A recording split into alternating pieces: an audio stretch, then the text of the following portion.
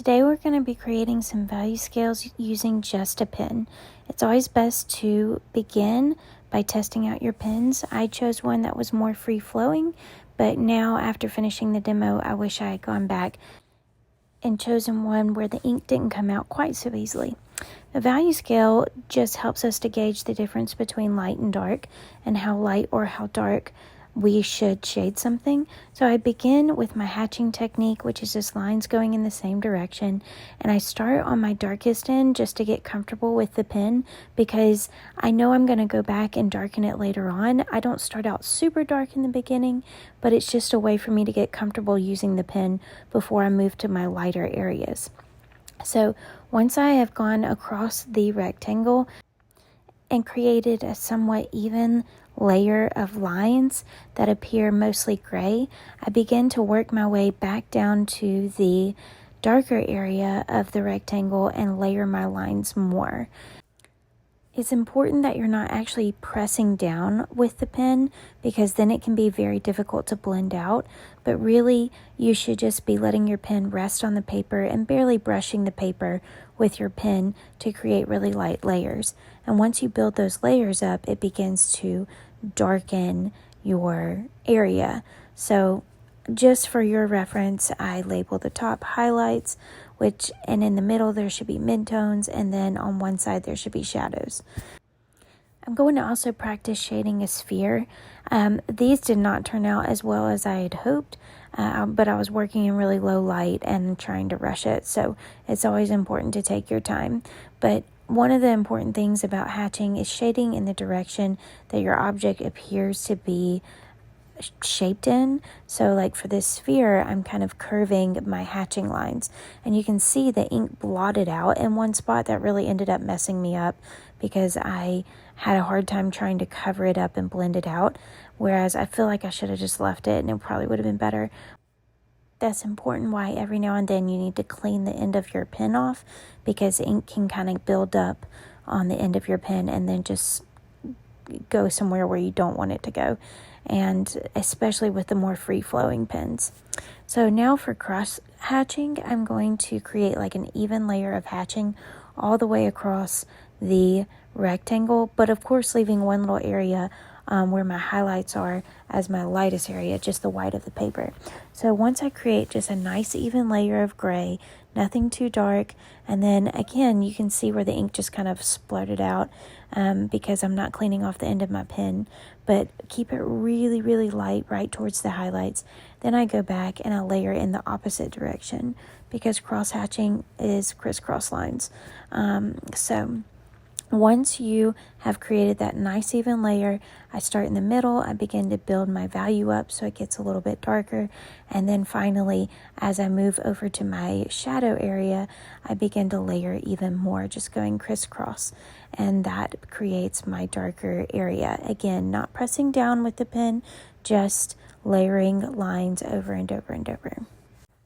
One thing I should mention is I have a coloring book underneath my paper. I found having like a cushion or a pad underneath tends to help me shade a little bit better with my pen. So now I move on to the sphere for the cross hatching, and like I said, this one didn't turn out as great as I had hoped either, but I'm just kind of going quickly and layering quickly and trying to start out in really light and then build up my lines in the darker area, in the shaded area, but again following the contour of the circle. I have certainly made cleaner pen and ink drawings before, but to be honest, whatever technique you end up using, just keep it intentional, keep it consistent, and it will still turn out fine. So even if yours is not the cleanest drawing, this is for practice today, and you're just trying to get comfortable with the pen. If it's not exactly what you hoped it would be, maybe one of the other techniques will work out better and will give you inspiration for whenever we do our pen and ink project in class. I tend to get a little bit too dark with most of my pen and ink drawings, and it's because my midtones get a little bit too dark. I really should have spaced out my mark making a little bit more in the midtone, lighter gray areas, but if you accidentally get your midtones too dark, just go back and darken your shadows even more. your overall drawing will end up darker than you want it to be, but you'll still have a lot of contrast. So as you can see, I've moved on to stippling. Stippling is really meant to be done with a ultra fine point Sharpie to create some really nice dots. But with a ballpoint pen, you can still stipple. It just takes a little bit longer. Dots are more like marks on the paper. They're definitely not perfect, but it's okay because it still creates a different texture, and I really like the texture of it, to be honest.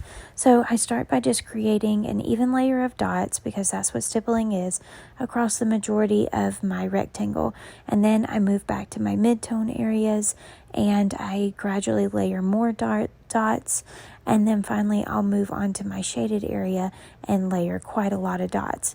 This one is a little bit more time consuming, so you don't want to do like an entire project if you're using only a ballpoint pen. Instead, you would use this technique for smaller details like a dog's nose or a specific type of texture you see in your reference photo. So it's important to realize that I always kind of start out just creating a really light gray across the majority of the area I'm working with, and then I gradually build up to those darker values. And it's really important because once you get really dark with a pen, you can't make it light again, but you can always darken something back up if it's not dark enough. So I did a great job on that in the value scales, not so much on the first two spheres. So now what you can see is, again, I'm following the contour of my sphere, and I am just going in and putting a nice even layer of dots. I'm not getting too dark to begin with. And then, as you will see, I gradually build up to my darker shadow by layering more dots, or what I'm calling dots, over the area until it gets dark enough. Again, my dots are not perfect. They're more like almost little bitty squiggles, and that's okay for the ballpoint pen. If you were using a Sharpie pen, it really looks a lot better if they're just perfect little dots, and it's not as hard to do with a Sharpie. I really like how this texture almost looks fuzzy and would be great for like if you were drawing or shading a sweater. Or like I said earlier, a little dog's nose is very like rippled and kind of stippled, so that would work great too. This is my favorite technique, scumbling, because it's quick and I feel like I can't get it wrong. I just do really loose, haphazard lines that are really lightly drawn on the paper. My pen's barely resting on the paper, and then I just go back and gradually layer my mid-tones a little bit darker, and then finally I layer a lot more scribbles on the shaded area. What I like about this is I don't have to pick up my pen from the paper at all. All the other techniques, I had to do individual marks, individual lines for hatching, individual crisscross lines for cross hatching, and individual dots for stippling. But with scumbling, you can just keep your pen on the paper as long as you are barely resting your pen on the paper. Start with just a nice even layer of scribbles, and then you can gradually build up your scribbles to create your darker area. This also kind of creates almost a fuzzy texture, but it's not quite as exact as stippling.